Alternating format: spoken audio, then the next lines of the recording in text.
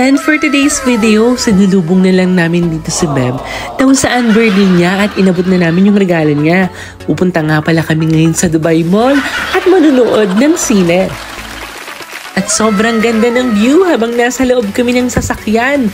Di ba nakakamanghayan habang lumulubog ang araw? Dito lang yan matatagpuan sa Dubai Mall. Wow. Charot! Wow! Habang naglalakad nga kami, nagme-mesmerize yung memories ni ate na kung saan dito siya nag-start. Nag-work sa Costa kung saan ito yung first branch daw niya. At ayan, i-flex na ka na nag-isang bilang. Where we are going now? We're going to Dubai Mall, the biggest mall in the UAE. Yeah.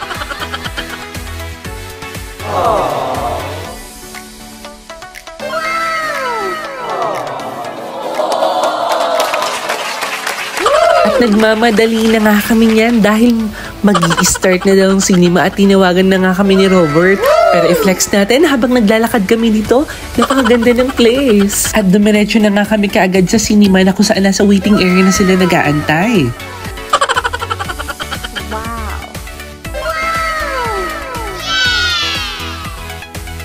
At yung panonoodin pala namin na movie dito ay Furiosa, na kung saan ma-curious ka. Charot! Napakaganda sa loob ng cinema nila, napakasosyal mga kabinangungot. Parang pinasok sa 3D dimension. O, di ba may mga lokal pang napadaan dyan? At excited na nga kaming manood dyan. Buti na lang wala pang ganong tao at yung seating medyo maluwag pa mga kabinangungot. At napaganda ng cinema nila. At alam nyo na, bawal mag-video dyan. Alam nyo na baka makulumbia arin si bakla. Charot. And after 2 hours ng panonood namin sa Furiosa, ang daming chapter mga kabinangungot. Kaya manood din kayo para malaman yung sinasabi ko.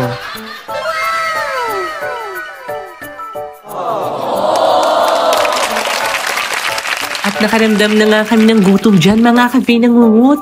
At alam mo kung ano iisipin namin kakainin dito sa Dubai? Kundi Jollibee. Yes! Charot. Dito ba naman? Hanggang dito ba naman sa Dubai? Mga kabinangungot, Jollibee pa rin. Nakakamiss din kasi kumain sa mga ganyang fast food. Kasi mga pagkain dito, mga parata, chai, biryani, at marami pang iba. Kaya minsan pag mga pupunta kami ng mall, pinagtsatsagaan din namin maghanap ng mga fast food na katulad ng sa Pilipinas. At pagkatapos nga namin kumain, naglalakad-lakad lang kami dito at naghanap ng sapatos na mabibilhan. Wow. Na kung saan bibili daw sila ng sapatos dahil magbabakasyon tong dalawa pauwi ng Pilipinas.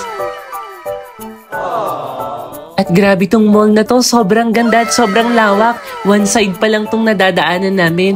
Siguro pag inikot nyo tong Dubai Mall, aabutin kayo ng isang araw. Wow! Sa tagal ko na nga dito sa Dubai, ilang beses pa lang din talaga ako nakapunta dito sa Dubai Mall at super mahang-manga ako. Ayan, nakapili na nga sila ng sapatos na bibilihin nila.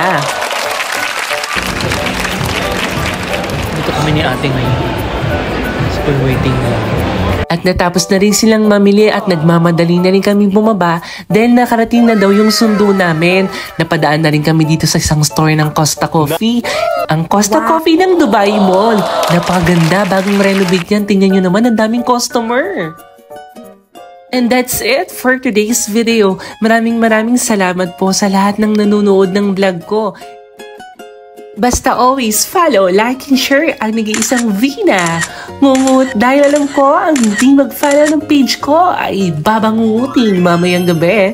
And thank you!